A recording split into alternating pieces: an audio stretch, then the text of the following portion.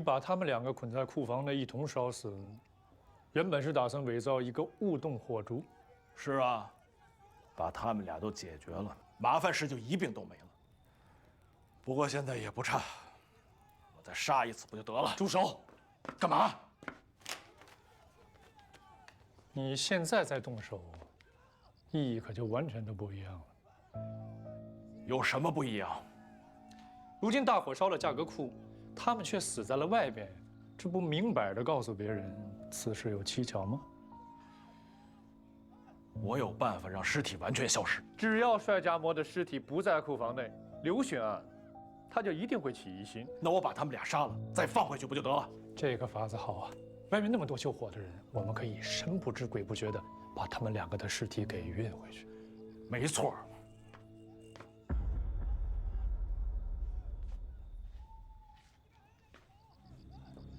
那你说，有什么好法子？法子倒是有一个，你说。我需要他配合。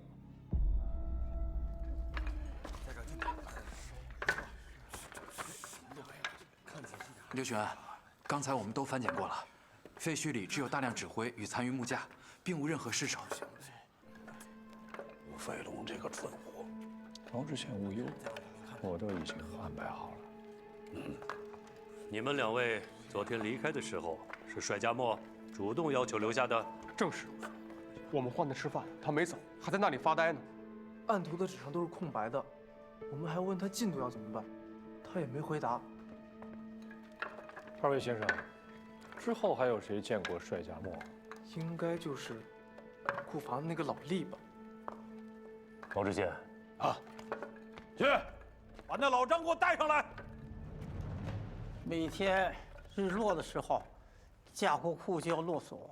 今天我去锁门，就看见两个书手说帅先生还在库内。老张啊，这价格库里除了帅家墨，可还有其他人？还有一个叫风宝玉的公子哥。后来，他们俩吵起来了。还吵起来了？吵了些什么？小老儿耳背也听不太清，什么，舆论册来不及，如何交代？莫要连累等于。我提醒他们要锁门了，结果那个公子哥发脾气，把我给撵出来了。他们说，他们是为刘巡案办事，若我再啰嗦，万一是耽误了大事，就要拿我是呗。被他们赶走之后，我放心不下，就来看这大火。小的失职。老张，这大火之后，你可有见到帅家墨和风宝玉啊？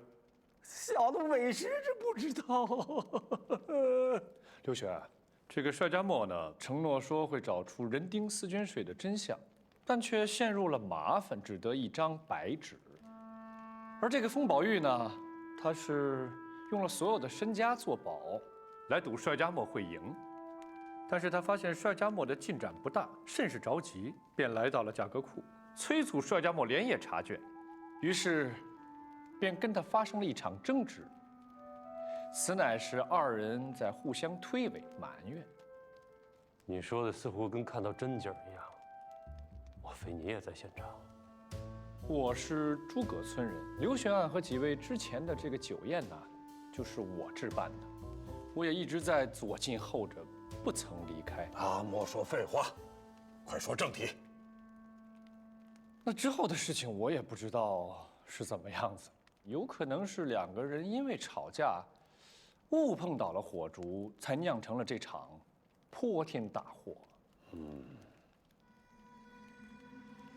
那然后他们人会去哪里？自然是潜逃了吧？你要知道，这烧的可是我们揽溪县的价格库，顶格可以判死罪。他们两个不落荒而逃，难道要留在这儿等死吗？你的这些推论纯属猜测。姑且说在下的推论是有误的，他们两个与这场大火无关，那他们两个就是无辜的，为什么要落荒而逃呢？他们可以留在原地，又或者直接去找刘玄按名呢。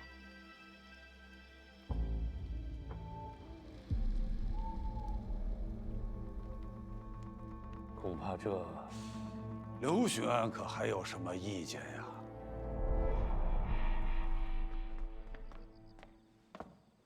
好手段。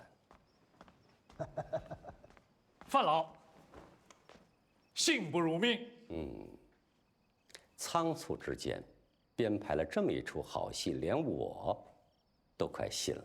若要遮掩一事，莫若另开一事，这是做壮士的常用手段。那两位现在如何？他们两个已经被陆飞龙遣送出了揽溪县，前往同阳暗中拘押，疑似还捕文书送至吉安府各县，然后陆飞龙便会将他们扭送到同阳县呀。这为何不在我揽溪，还要扭送到邓知县那边呀？潜逃嘛，自然要逃得远一点再抓之才更像样啊。毛知县啊，说到这儿你还得帮个忙，再多发一支签子，给陆飞龙一个捕头的身份，这样跨境抓人，他也有方便。然后呢？然后自然是同阳把犯人转交给揽溪，再接受审判。绕这么一个大圈子，还不如一刀砍了来的痛快。快，它不代表好。放肆！我的意思是说，价格库着大火，这是大事，遮掩不得，怎么都要给朝廷一个交代。与其烧死帅凤二人，不如让他们就此背起这口黑锅。麻是麻烦了点儿，但手续上没有瑕疵，可以杜绝后患。文书手续，我来办。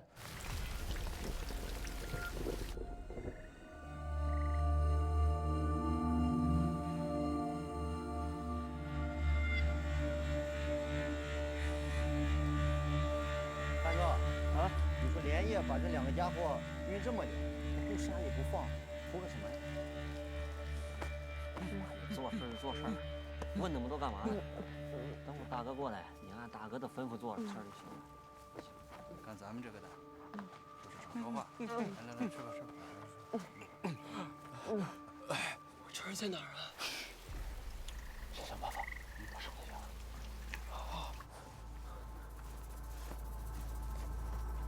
解了。大哥，你消消气，消消气。消个屁！这妈的，净出些馊主意，咱不能还不公完了。直接杀了这两个家伙，就说他们拒捕了，咱不得一家事。大哥，人呢？在屋里绑着呢。大哥，在这儿呢。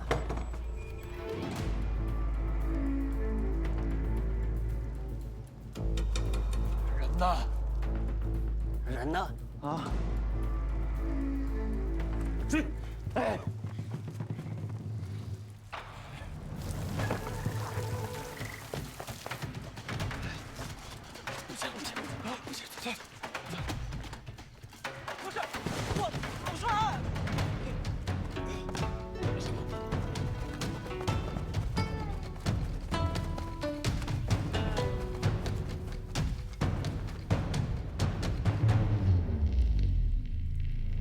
追！走！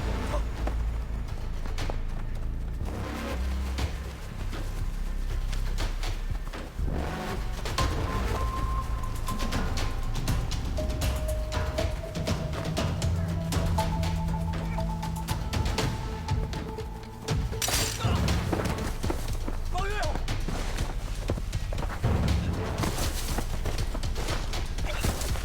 宝玉，快别滚了，宝玉！哎呦，姐！老栓，疼啊！现在等！疼！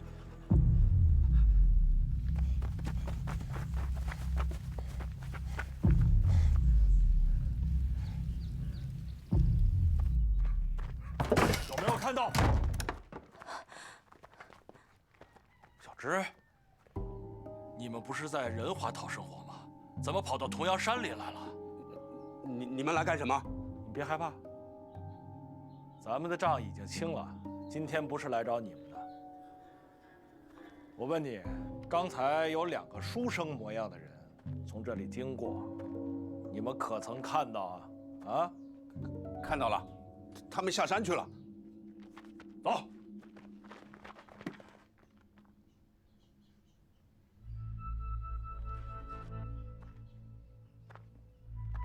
其实你们没了田，还可以来我家做佃户嘛，何必跑到这大山里来开荒呢？太辛苦了。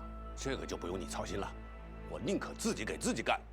那我就奇怪了，你说他们俩经过这里，看到这儿有这么大一间茅屋，难道不会过来看看？你们走吧，这里不欢迎你们，也不欢迎任何人。走走走走走走，给我搜！是。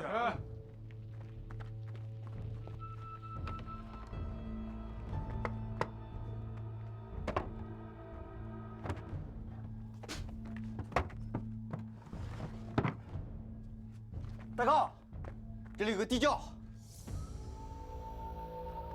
你不能进去，这地窖许久未通风了，贸然进去很危险的。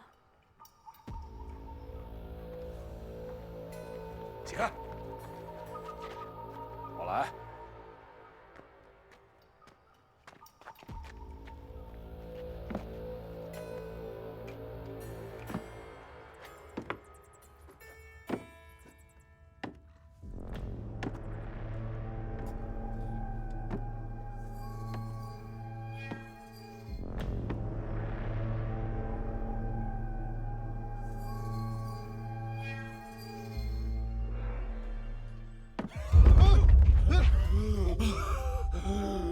大哥，你怎么了？大哥，没事吧？大哥，给你扶大大哥，慢点，慢点，慢点，慢点，大哥，慢点，大哥，慢点，慢点，慢点，慢点，大哥，跟你说了吧，别进去。慢点，慢点。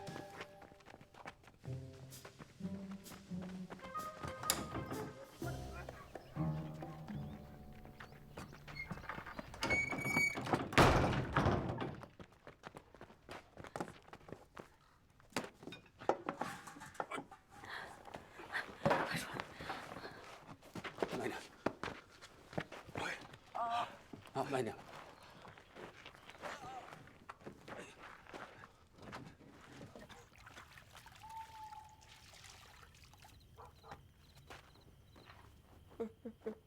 忍着点啊！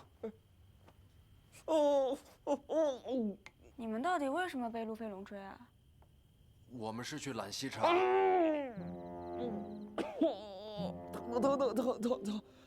慢点！我欠路飞龙赌债了，哎呀，流年不利。懒惰鬼。爹。忍着啊！你刚不是挺能忍的吗？路飞龙来的时候一句都没吭。刚才谁敢吭啊？吭声命都没了。也不知道谁放的这么大夹子，疼死我了。啊！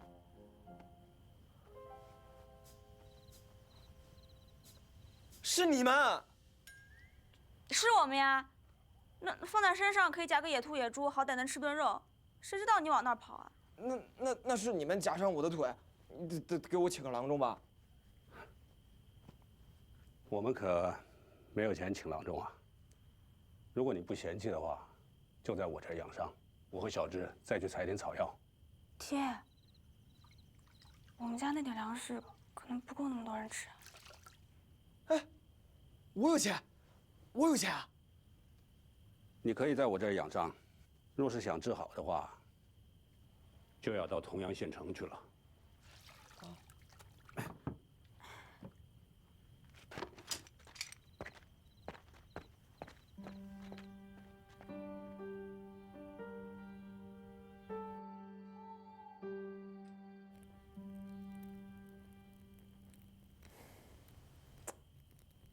老帅，要是别人再问起来，你可千万别再说咱们是来揽溪查账的，也别说架构库着火的事儿。为什么？知人知面不知心呐，那谁也不知道别人心里到底是怎么想的。可是陈家妇女救了咱们，那就更不用说了呀，咱不能给别人添麻烦呀。我明白了。我家在同阳还有个铺子，你明天早上带着我的信，去取点银两，你再叫个郎中过来，顺便让他们给我姐捎个信儿。哎，你说咱们明明晕倒在兰溪县的架构库里，那怎么就在同阳县的破庙里醒过来了呢？这个陆飞龙在想什么呢？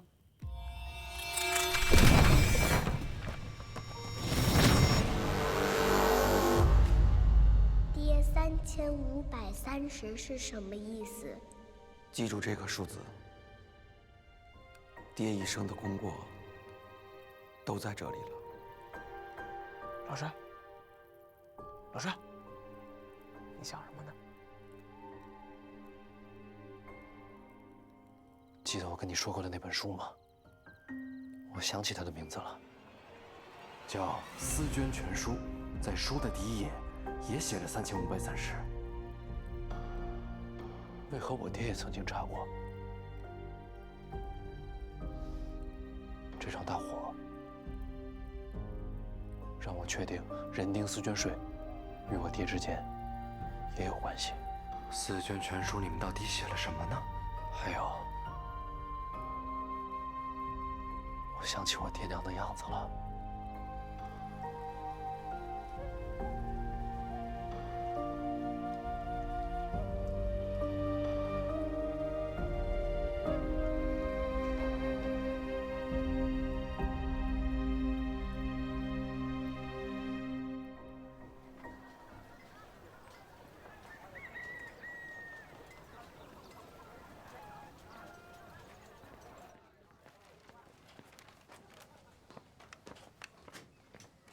我找赵掌柜。啊，我就是。这是宝玉的信。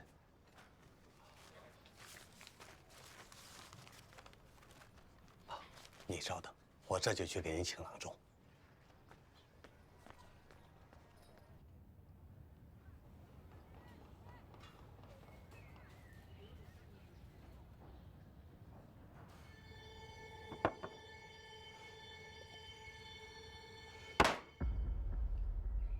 你就是帅家墨。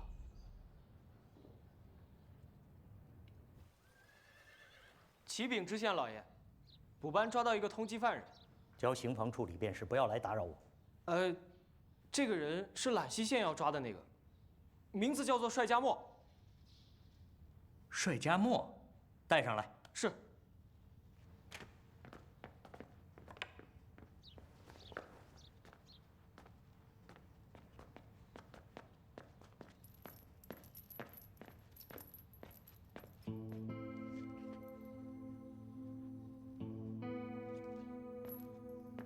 哎，你干嘛？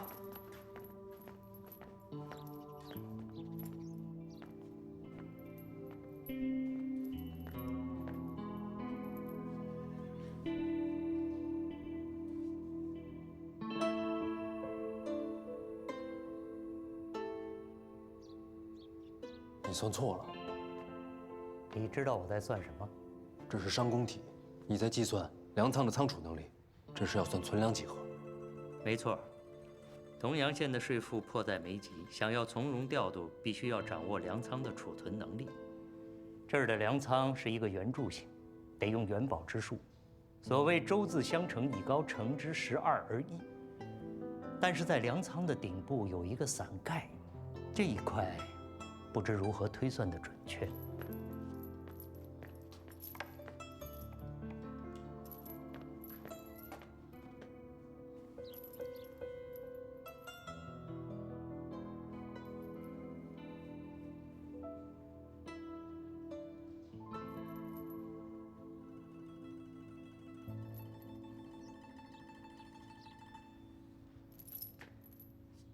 原来如此。那日我在金安的和会上见识了你这个白璧绘影之术，颇为欣赏。回来我也试着看能怎么用它，但是才学有限，难免有疏漏之处。疏漏不少，才学确实有限。你也真是蠢。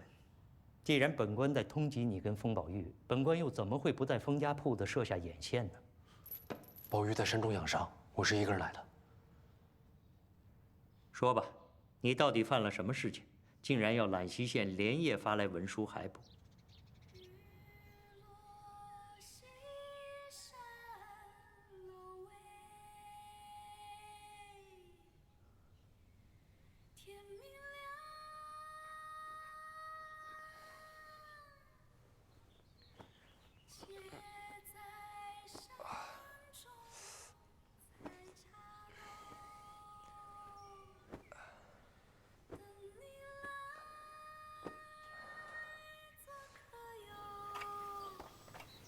新茶、大新茶和新茶，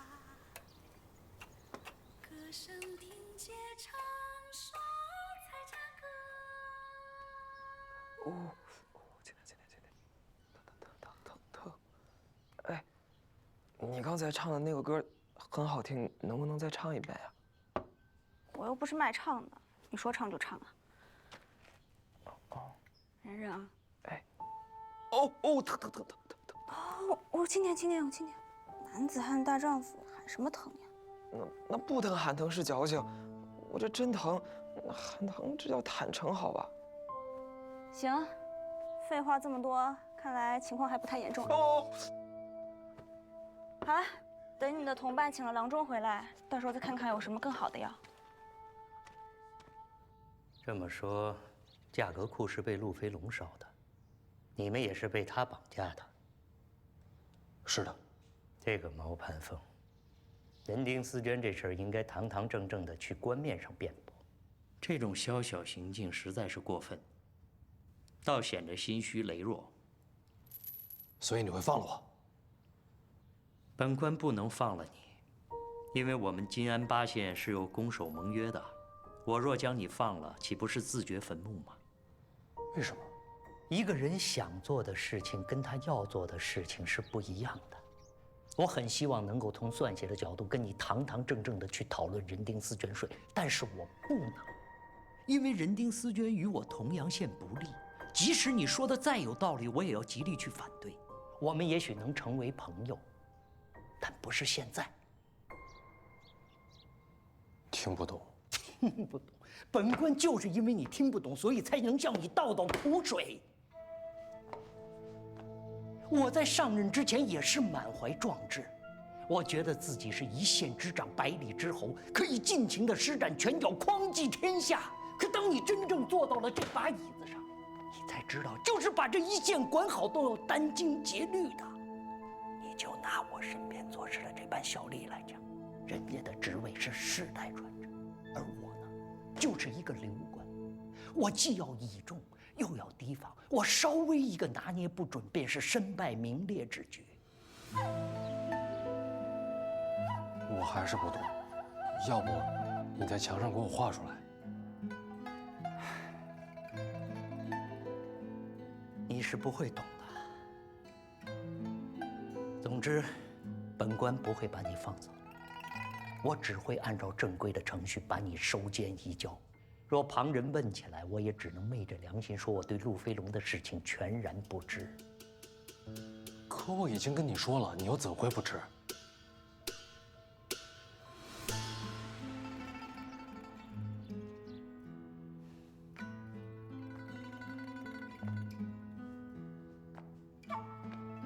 荀子有云：“水能载舟，亦能覆舟。”我在这同阳县不过是一叶孤舟罢了。顺流而行，大家千好万好；若逆流而行，是会淹死人的。原来你不会游泳啊！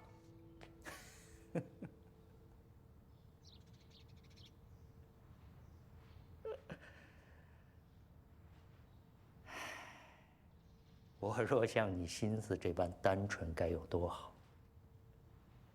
来人，把他押下去。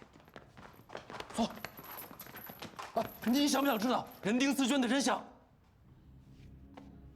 兰溪县的价格库已经烧了，你还能有什么证据？我已经想到一个绝妙的法子，不需要看兰溪县的价格库，同样可以证明邪祥与人丁丝绢之间的关系。幸亏啊，及时用了草药，不然你这条腿可就废了。老朽带来的药也得正着，日间服，很快就会好的啊。谢谢你。你拿着。知县老爷君命，让你等好生看护，不得放走，也不得让他对外传递任何消息。过几日自会有人来押送。哎，那老帅呢？哦不，帅家墨呢？他怎么样？你还有空管别人？走了。啊，我送送你们。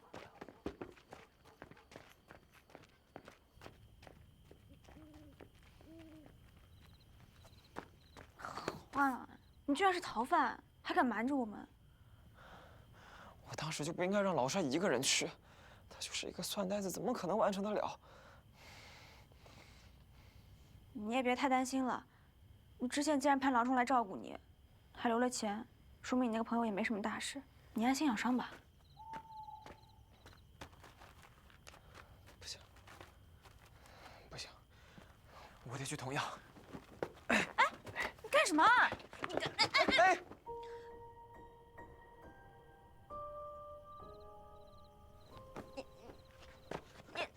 你干嘛？我就是想去救我朋友。你现在下山，你这条腿就彻底废了。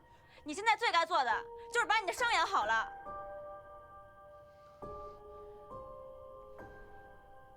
我去煎药。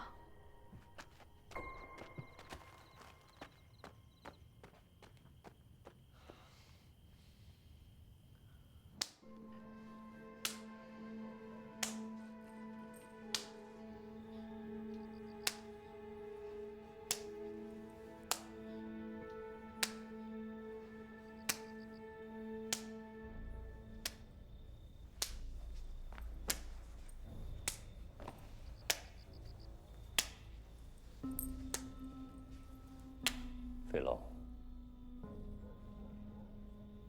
你知道我最讨厌什么样的人？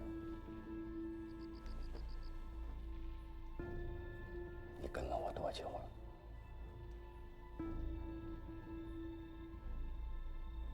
不坚信半水的人。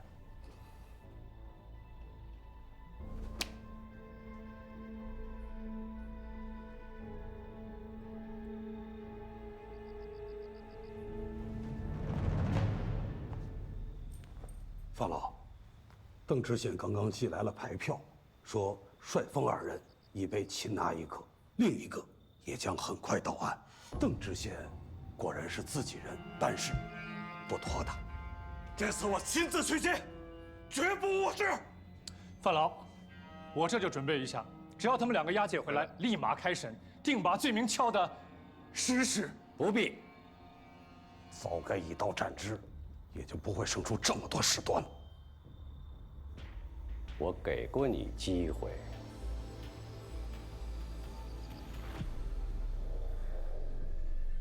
这个思路当真是绝妙。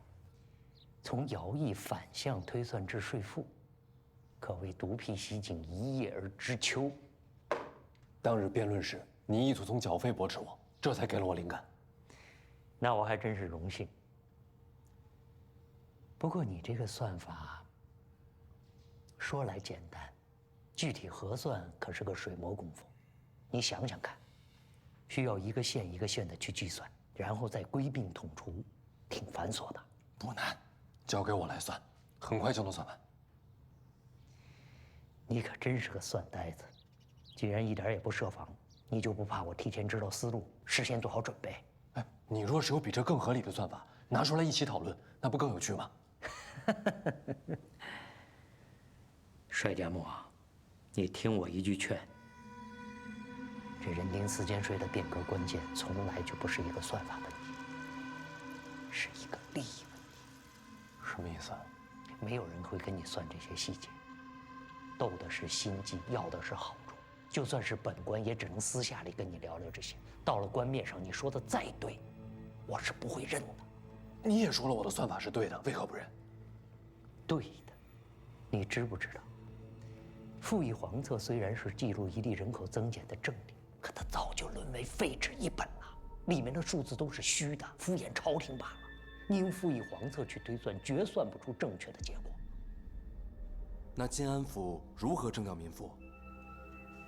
如今府里和县里要是真征调民夫，自己都会编一本赋役白册，那里面的数字才是真的。赋役白册。但你觉得他们会把白册开放给你看吗？这世上人心比算学更复杂。不，有一桩算学比人心还难懂，我如今尚未参透。什么算学？邓知县应该对丈田之术也很熟悉吧？身为知县，了解如何丈田乃是常识。田地根据形状分为方田、归田、奇田、弧田、斜田等，可还有一种腰田，形状溜凹四处，非常难算。我幼年的时候，依稀记得我父亲给我讲过一种解法，叫做推步据顶，转眼之间就可以算出结果，正是这种腰田的可行。说来看看。可惜我当时太年幼，我只记得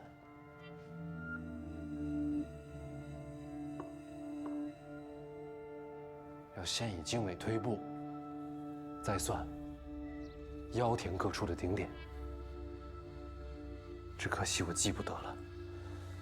这么多年，我一直在研究，有所突破，可还是琢磨不透。这样，丈田是我的兴趣，也是我的工作，咱们就此比试一下如何？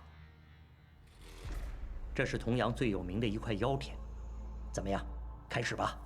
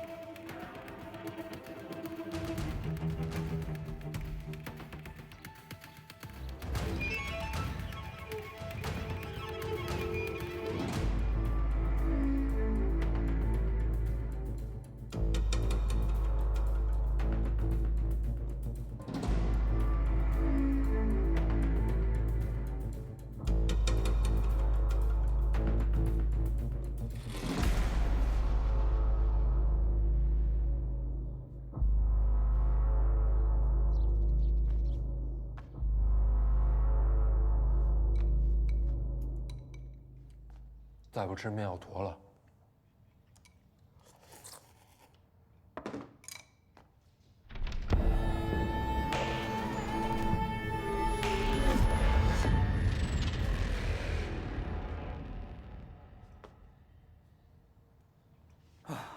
真是厉害。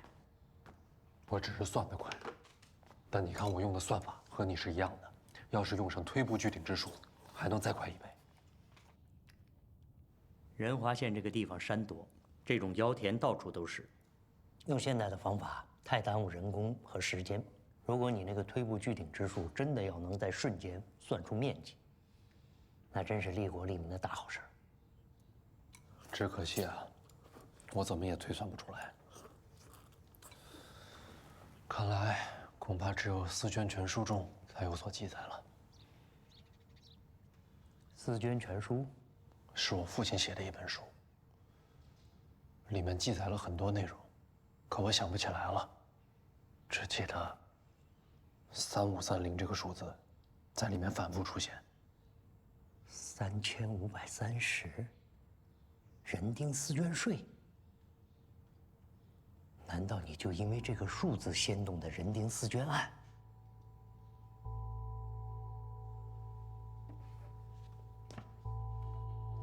从我小的时候，我的心里就有一道解不开的题：为什么我家里走水那天，我不在家？如果就如程仁清所说，我父母是畏罪自杀的话，为什么他们2个先别留下我。令尊令堂之事确实令人惋惜。不过你听我一句劝，不要太执念于此。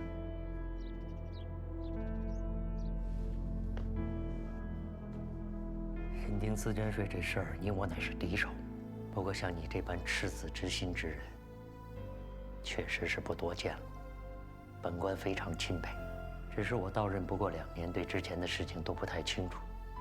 不过万城的任主簿是本地人，之前的事情他或许知道一二。你从同阳回兰溪需要经过万城，我修书一封，你可以去问问他。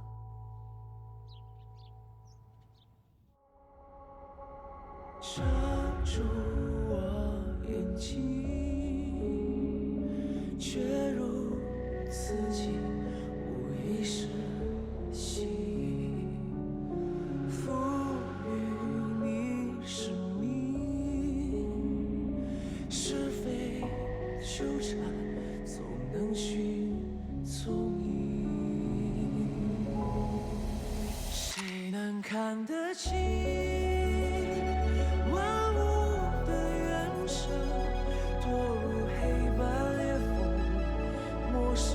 是纷争也会指引，用偏颇的真理，凝视野兽瞳孔，撕裂我的痛，束手变苍穹。